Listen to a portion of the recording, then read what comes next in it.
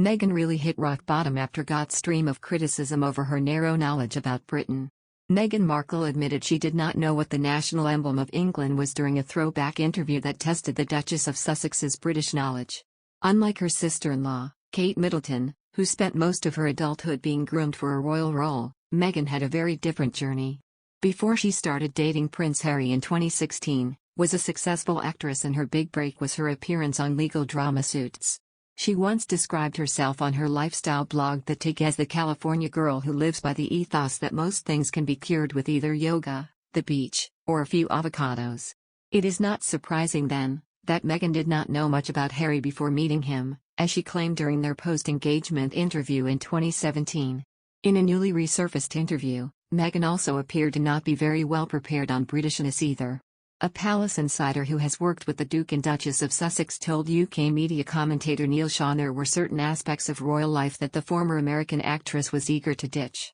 On January 8, Meghan and her husband Prince Harry announced they were taking a step back as senior members of the royal family and instead work independently, splitting their time between the United Kingdom and Canada.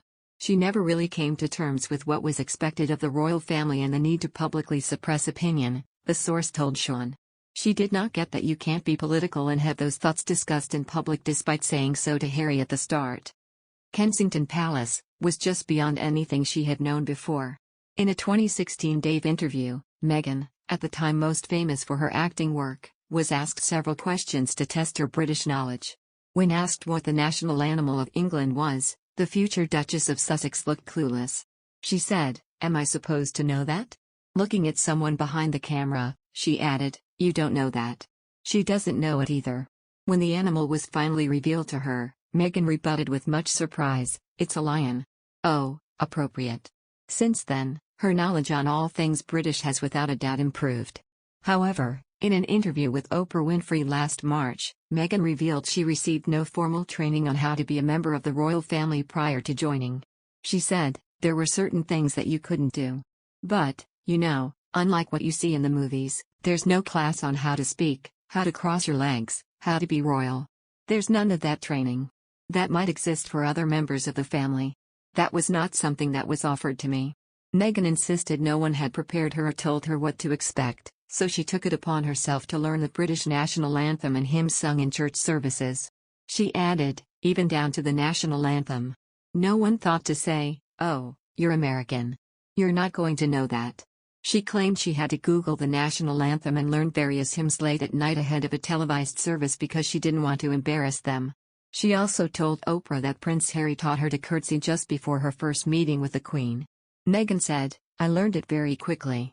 Right in front of the house, we just practiced and then walked in. I met her and, apparently, I did a very deep curtsy."